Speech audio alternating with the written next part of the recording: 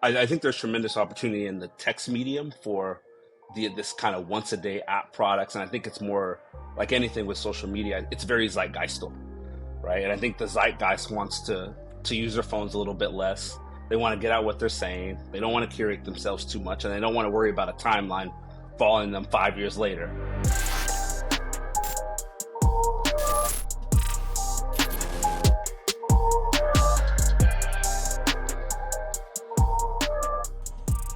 So, what would you say is or was missing from current social media offerings that, that's so needed and is big enough of an opportunity for you to exist in a world of Facebook and TikTok and Instagram? Yeah, good question. So for us, I think it's about allowing people to be able to do three things.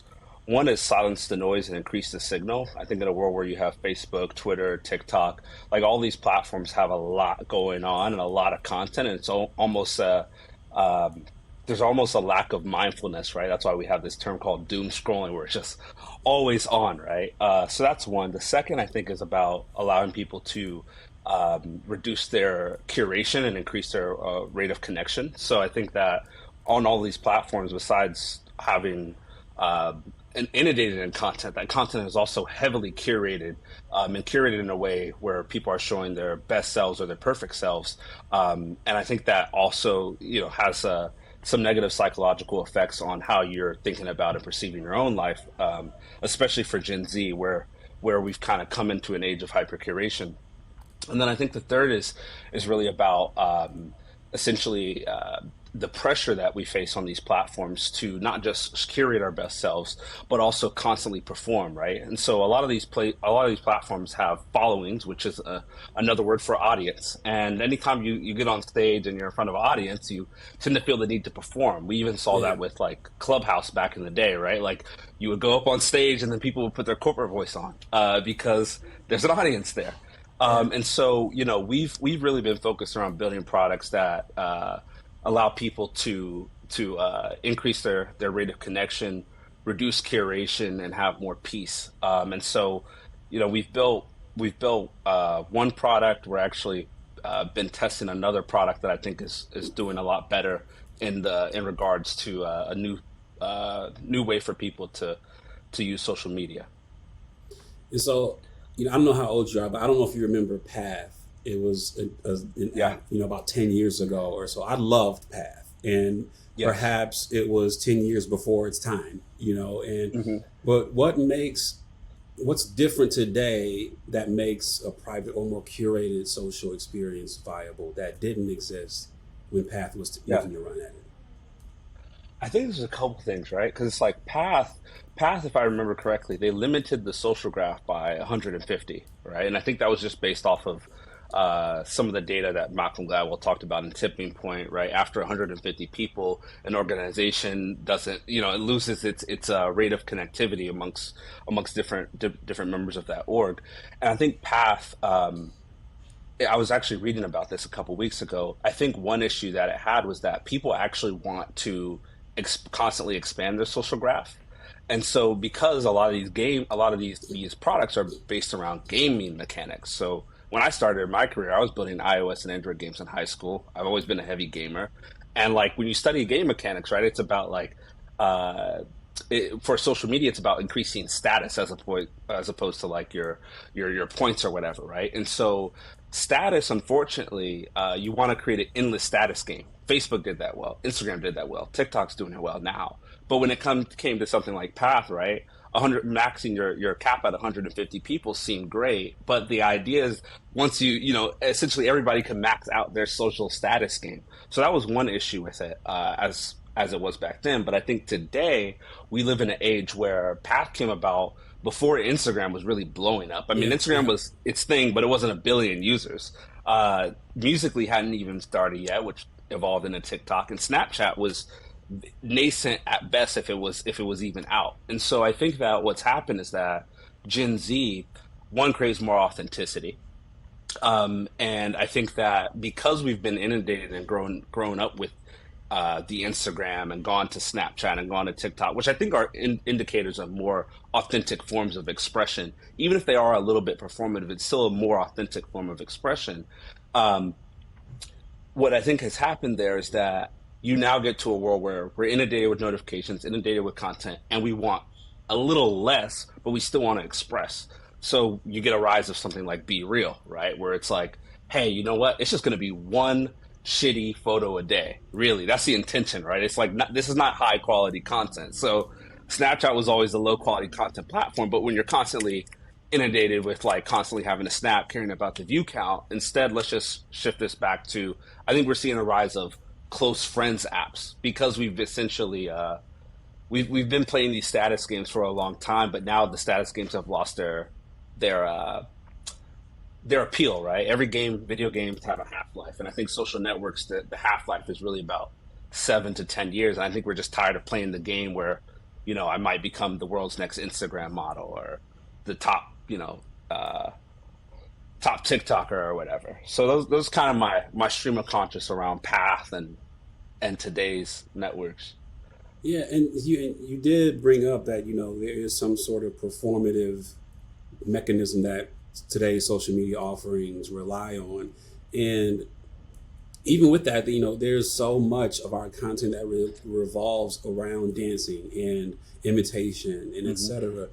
And this is an opportunity to even talk about how your product works, because Yeah, it's still in limited beta for a lot of folks, so a lot of people don't have yeah, access to it. But how do you imagine this might evolve?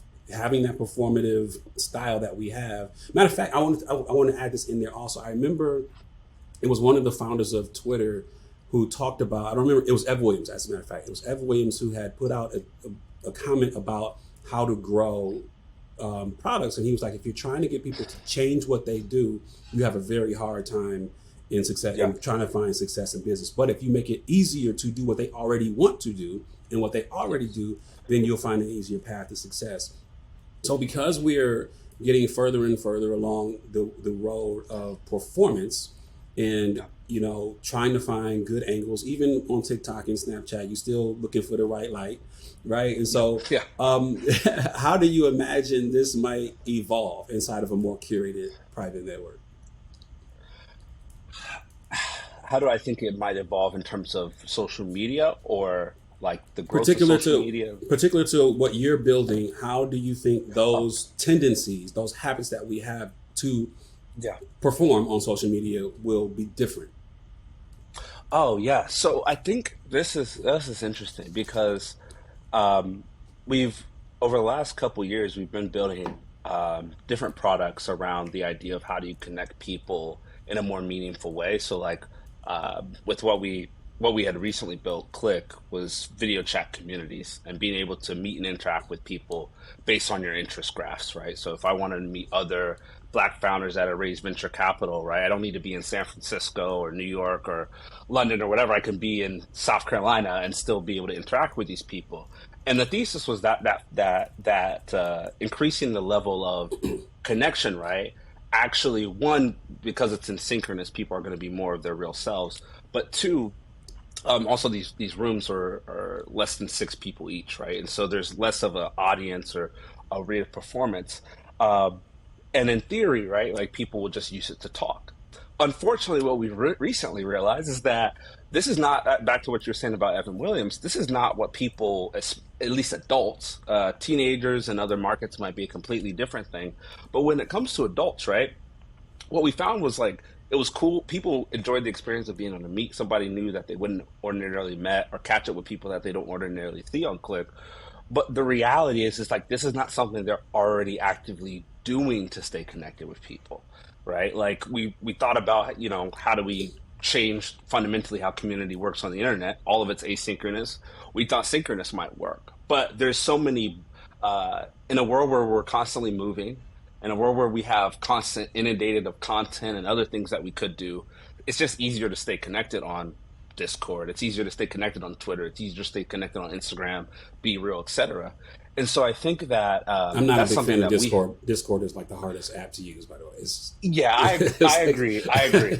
I agree. I agree. But it's one of those things where it's like, if the only way you were able to connect with people was like you had to get on a real time Yeah, video call with them, yeah, right? yeah, All of a sudden, it's like you use the product once a week. It's not fitting into your life, and so I think for us, what we had done different experiments, and we actually came up with this new product called Jot. And what Jot is, it's literally think Be Real meets IG Notes. So you can post once a day. It's only text based content. You can post to your friends, it's friends first, and you can post publicly if you would like, right? And so, like, what we're seeing, like, uh, people are one loving that, but this aspect where we realize that like people already express themselves through text. Gen Z does not use Twitter for the most part, besides like a small subset of tech Gen Z. And people are looking for a way to express themselves, stay in touch with their friends that might not be as performative as putting a camera in front of my face, but just taking a thought out of my head and putting it into the world in a much more simpler manner. And so I think there's tremendous opportunity in the text medium for this kind of once a day app products. And I think it's more like anything with social media, it's very zeitgeistal, right? And I think the zeitgeist wants to use their phones a little bit less. They want to get out what they're saying. They don't want to curate themselves too much, and they don't want to worry about a timeline following them 5 years later. Uh, yeah, and yeah. so that's kind of my thoughts around that. Yeah, as you brought up a term that I want to recall, this idea of the interest graph versus the social graph, and more social apps are moving to the interest graph. The FYP page, the For You page, Yeah. and I wonder your thoughts on the implications of moving to the interest graph. We have had long conversations about connectivity and staying connected with people that you know, love, and friends you went to high school with, and et cetera, et cetera. And I want to have that conversation about the interest graph because in a world where you can go down a rabbit hole on any conversation or any topic, the interest graph, not to be provocative, but the interest graph reverberates that. It makes that even Yes. more an issue. And so, what are your thoughts on how we manage as a society, again, not to be provocative, but how we manage as a society the implications of the interest graph versus the social graph? Yeah, that's a great question. It's tough, right? Because I think that when it comes to we live in an age where information is completely accessible, and therefore we're constantly able to expound our interests, change our interests. But a lot of interest graph networks are very much echo chambery, right? So it's not really about who Will is today. It's showing you who Will was a month ago, a year That's right. ago, whatever, right? Whatever loop you got into is usually the content it continues to show you, which is cool in some sense because like you've self curated your algorithm, but in another sense, it's like human beings grow, evolve, and change. Except we don't want to, especially when it comes to consuming content or being social on the internet. We don't want to do too much work, right? Like if they're asking you to go and say, hey, now go reselect your interests, go relook at all Yeah, these different videos. Like you're kind of like, nah, it's easier to just kind of stay in that loop. And I think that um, it's hard because we crave connectivity as human beings, and I think we get it out. When I was younger and playing like Call of Duty or Titanfall or whatever, right? We hop on Xbox Live or PlayStation Network with my friends, and that's how we stay connected. But as I got older, right, it's like you kind of just I just see what's going on Instagram. I see what's going on Twitter, and these things are evolving from my friends and what they have going on to just this interest graph. And you combine that with AI, you combine that with deepfakes, and now I'm really, really good at being able to show you, exactly what might be of interest, but also skew you towards a more radicalized approach of whatever it is that you're into, right? And so, I think it's, I think in, I think the world needs both because I think it's good to have a place where you can just explore your interests and see what's going on in the world or see what's going on within your interest segment or what thought leaders or people who think about whatever your interest is are doing. But I think it's also we can't lose this ability to stay connected with our friends and feel that true sense of connection because I think we're basically in an era where it's hard to separate what's on TV from who's outside essentially, right? TV used to be the quote unquote interest graph. It used to be the place where we consumed content. And outside was where we saw our friends and spent time. right. But now those worlds are kind of getting a little bit too blended, right? And so that's why you might see your friends like on Instagram constantly posting content as a way to curate to an interest graph as opposed to connecting with you as a human being.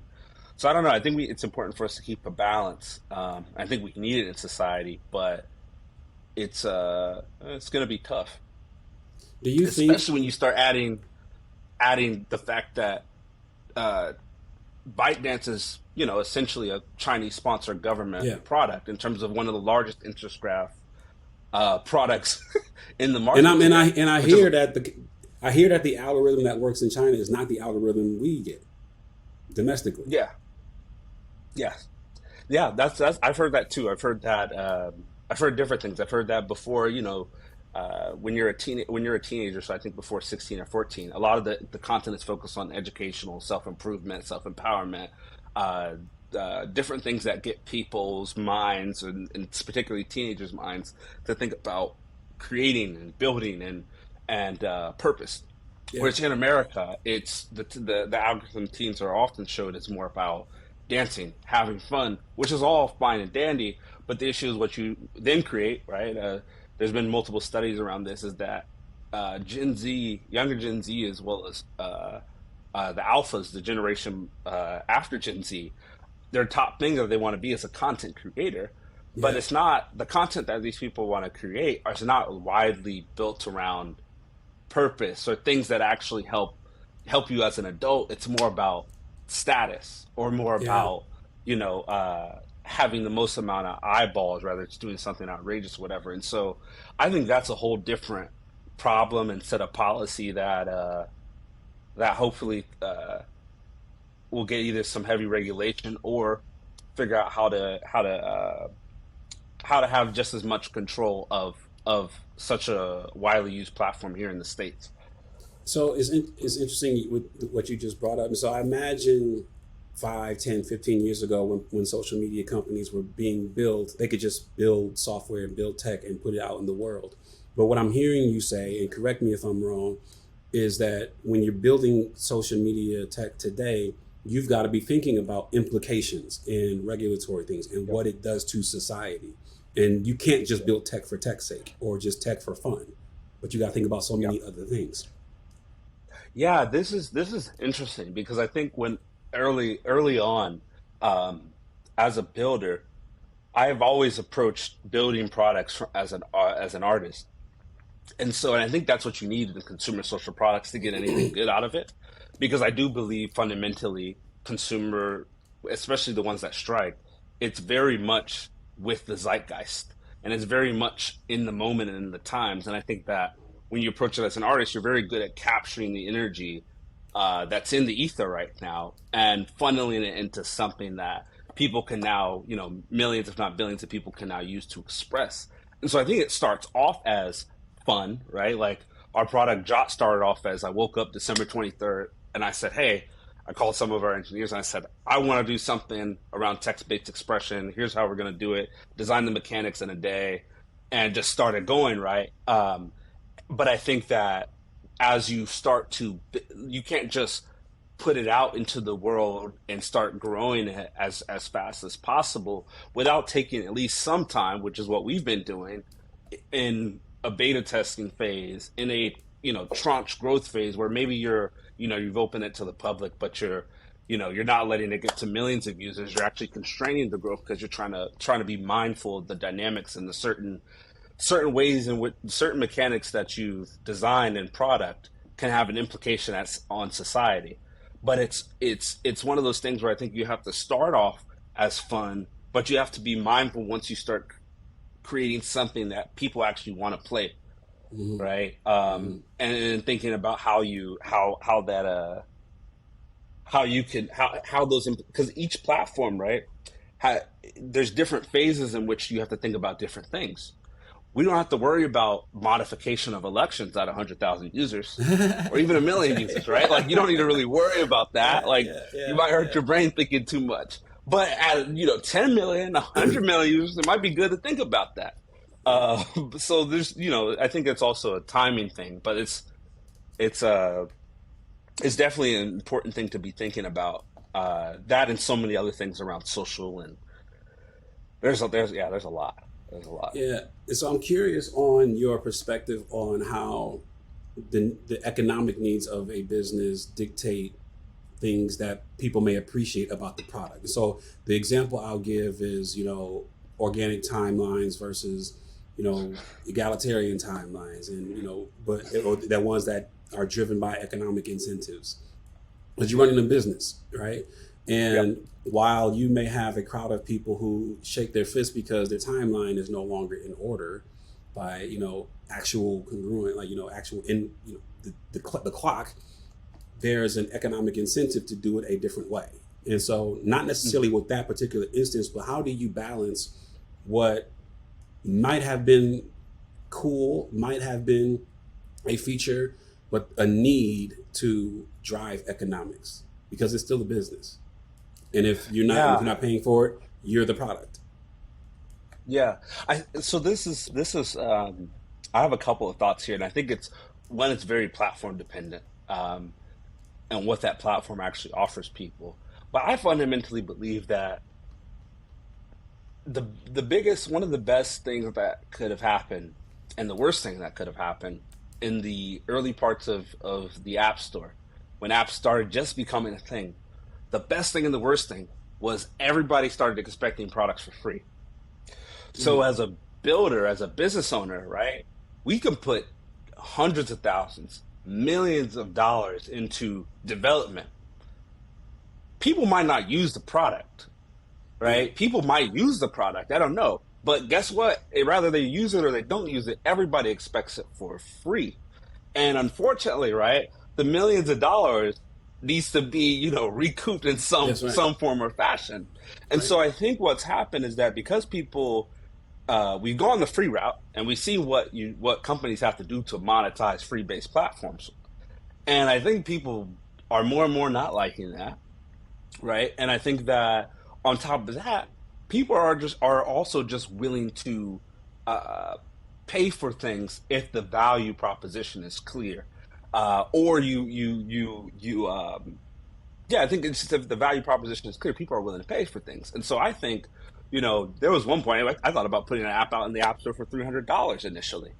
Um, I think that people should be, or builders, companies, if they build something that people actually love, you could charge money for it in the App Store. You could charge money for it via subscription. You could charge money for it versus a freemium model, right? So, like, if you look at something like Tinder, Tinder is a free product. It is. But it operates like a video game in the sense where, hey, after, I don't know what it is nowadays, but like back in the day, it used to be like 50 swipes, right? If you want more swipes, you need to pay. Or if you want to be able to see who swiped on you first, pay the subscription. And that's a model that's working very well for Tinder.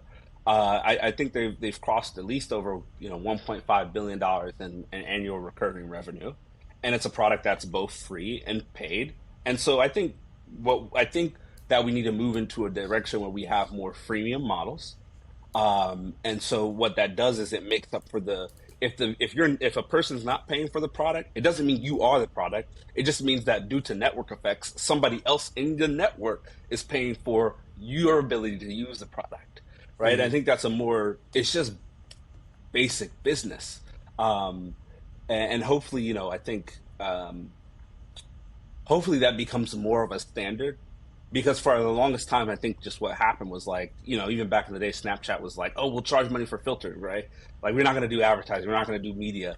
And like, people were like, I'm not paying for fucking filters. I love using Yeah. filters, but I don't want to pay for filters. And it's like, well, just as though we are businesses, we also have to answer to the market. And if the market don't want something, we just can't make it make It's a it fact. happen. All facts. All Yeah, facts. You've called real time an intimate happy hour, right? yeah, And what are the metrics that determine success? Is it daily use? Is it time spent? yeah, Is it, like, because it doesn't sound like some people are just passively scrolling, unless, I mean, you can explain how it yeah. operates. Yeah, I so when we were kind of full real time slash the more recent product Click, we really cared about. uh, it was like an intimate happy hour. And for us, the metrics were about retention, day 28 retention. We're obviously looking at day 3, day 7, but day 28 is really where you see the make or break.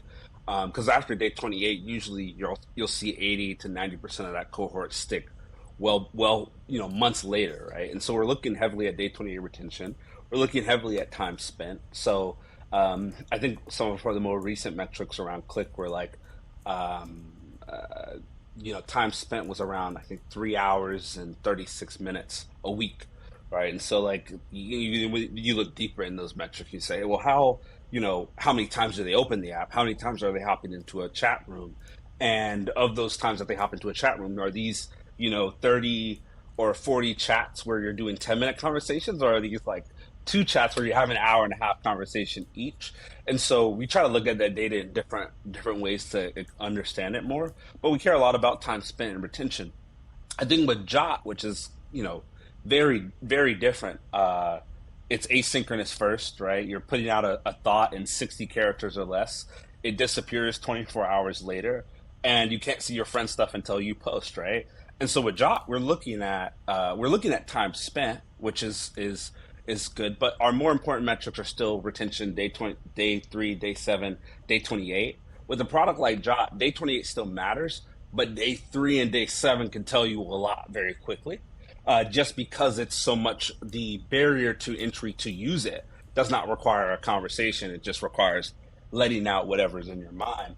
And so we think about the retention, and then K factor, which is really, really important. And so K factor is really I think the tech took that term from medicine, which is like the rate in which a virus spreads. And this is long before COVID. It was just like, how Right. does if each the whole point of K factor is like, if does one user become two users, right? Or does one user become, three, or whatever the case may be. For an early stage product, for a late stage product, I remember talking to the founder of DoorDash years ago. It's like you're usually going to have a K factor around 0.38, 0.48 when you're much later. But that is not the case when your social network's early. Your social network, when it's early, the K factor should really be, 2 or above, right? Like, if you get on Jotwell and you only send it to like one friend. And K factor is not about how many invites you sent; it's the rate of invites that were accepted and people signed up. So if Yeah. you sent Yeah. four but two accepted, then like, that's Right. actually what Yeah. matters. And so, if I think a perfect example was early Clubhouse, right? Like, people were K factor. People were Each person wasn't bringing on one person; they were bringing on four Right. people on average, five people on Right. average, and that's how you have this like crazy, viral moment. And so, yeah, for different platforms, it requires different things. For Jot, it's retention, it's K factor, it's time spent, and outside of that, it's really about looking top of funnel at downloads. And so I'll just say this one last thing about downloads. Like, building a social network nowadays, there was a time in 2020 where me and a group of 50 random Gen Z did the eye mouth eye movement, where we captured Twitter's attention for 36 hours, and we raised over 300. People thought we had a real product, and we funneled all this interest and all this energy. We had over Explain like what the sixty mouth eye thousand. is. Explain what that is. So people, for people Yeah. don't know. So we basically, me and 50 Gen Z had eye emoji, mouth emoji, eye emoji. We had created a viral little website that let people retweet. Like, you would sign up, give us your information. It was a wacky website. And then once you finish, it was like, get early access. People don't even know what they were getting early access to. Retweet, right? So that's a viral loop. People started sharing. So within less than 36 hours, there's over 50,000 people signed up, right? We did a merch drop in a minute and 28 seconds. We sold over $10,000 worth of merch. There was VCs in all 50 of our DMs asking us to lead a round of something they didn't know about, just because we could capture attention. And at the end of it, we ended up raising, I think, about 350K or 400K for different Black Lives Matter organizations at that time. But it was basically a weekend project where we captured people's attention. And you see this with companies like Mischief and others, where when you're looking at I correlate that to the aspect of getting top of funnel downloads for anybody out there who might be thinking about building a consumer product. You have to create viral moments. This is why most products, from earbuds to Sincerely or anything else that's currently popping off that's probably going to raise like 10, $20 million in the next couple of weeks. They've captured viral moments through either TikTok or their, mischief is constantly getting different influencers to wear those little red boots and Yep. post about it. And it creates a moment where people want to talk about something.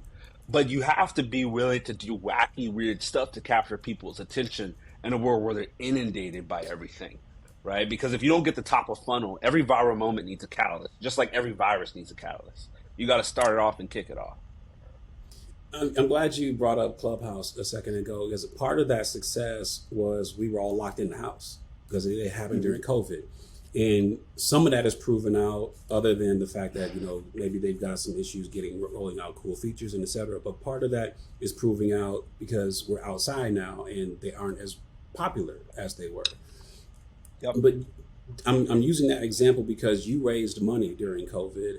And Yeah. what was the opportunity you saw during that time that made it still the right time to raise capital when everybody was uncertain on what the future looked like? Oh yeah. Everybody was so uncertain, and not just on Twitter, but I was talking to friends and advisors, and everybody's like, you know, right now is not a good time to raise money, yada yada yada. We even had like we had only raised like 50K in angel money, which is not a lot when you're living in San Francisco and you dropped out of college a year before that. It's just not not much to live off of. And so we were pretty much completely out of money. And we had like two acquisition offers, which would have been great. But the thought process, the thing I was thinking back to what we said earlier in this interview was like social is zeitgeistal. And so we had spent a lot of time building a product around connecting people in person on college campuses. And it was working. And we had great retention. We had tens of thousands of users. Still couldn't raise any money. I think we know why. But the point is that I was like, wait a minute. I really care about allowing people to be their authentic selves. I really care about community. And so in that 8 weeks, me and a friend went out to the mountains in South Carolina. And we just started building. In that 8 weeks, we were trying a bunch of different ideas, and I was like, you know what? We can connect people through video and audio. And I actually know the last person, one of the last people I met in San Francisco was Paul Davidson before he put out Clubhouse. So I was already and we had a Zoom like the week before he released it that weekend, and he was talking about this aspect of building products with just one button. And I was like, there's going to be a moment, it might if everybody starts talking about it, now's the time. Then you've already missed the boat. Versus just saying, you know what, I can create the time. And it felt like the Mm. zeitgeist. People were going to build things that allowed people to communicate and interact with this newfound world we lived in, where we were just in our houses and we weren't able to travel and we didn't really want to meet people in person. Clubhouse was one of them. Locker Room was one of them. Real Time was one of them. There was a lot of different products around that time, but I felt like I just felt like it was the time for that product for the market, and usually capital follows.